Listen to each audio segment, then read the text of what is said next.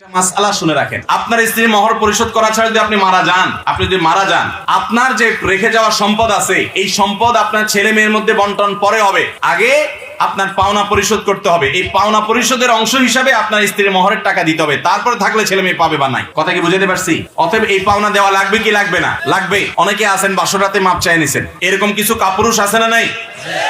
নির্লজ্জতা, বেহায়ামি। আপনাকে বিয়ে করতে বলছে কি? নবী করিম সাল্লাল্লাহু আলাইহি সাল্লাম বলেছেন, ইয়া মাশারাশ শাবাব, ও যুবকরা, মান ইসতাতা মিনকুমুল বাআতা ফালইয়াতাজাওয়াজ, তোমরা যারা বিয়ে করার ক্ষমতা রাখো আর্থিকভাবে, অর্থাৎ বউয়ের মহরটা দিতে পারো আর ডাল ভাত জোগাড় করতে পারো, এতটুকু সক্ষমতা যাদের আছে তারা অবশ্যই বিয়ে করে ফেলো। কারণ বিবাহ আমার সুন্নাহ, আমার সুন্নাহ থেকে যে মুখ ফিরায় সে আমার উম্মত হতে পারে না। অতএব এই বিবাহ এটা তারাই করবে যাদের মহর দেওয়ার ক্ষমতা আছে। যার বিয়ের মহর দেওয়ার ক্ষমতা নেই, নবীজি সাল্লাল্লাহু আলাইহি সাল্লাম বলেন সে বাসরাতে বোর কাছে মাপ চেয়ে নিবে। এরকম কোন কথা বলছেননি উনি যে আপনাদের যাদের বিয়েতে বউয়ের মহর দেওয়ার ক্ষমতা নাই তারা বাসরাতে বউয়ের পাও ধরে মাপ চাইবে, এমন কোন কথা বলছে হাদিসে?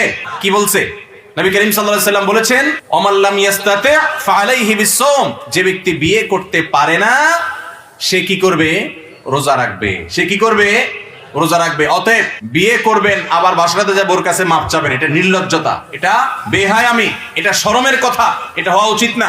পারলে বাঘের বাচ্চার মতো যা পারেন সেটা নগদ দিবেন, আর বাকিটা বলবেন যে ইনশাআল্লাহ এতদিনের মধ্যে আমি পরিশোধ করে দিব। চেষ্টা করবেন তো ইনশাআল্লাহ। প্রয়োজনে কিস্তিতে পরিশোধ করবেন, একসাথে দিতে না পারলে মাসে একটা খাতা রাখবেন, বউকে দিয়ে পরিশোধ করবেন। এটা স্ত্রীর পাওনা। এবং সেই টাকা দেওয়ার পর আবার জিজ্ঞাসা করবেন না টাকাগুলো কি করছো, জিজ্ঞেস করবেন। অনেক বেহায়া পুরুষ আছে, মহরের টাকা দিয়া আবার পিছন দিয়ে যায় খাড়ায় থাকে, বলে যে এখন টাকাগুলা কি করছো, আবার ফুসলা মহিলার কাছ থেকে হাওলাত নিয়ে নেয়। আছে না এরকম অনেক পুরুষ? খুব খারাপ কথা।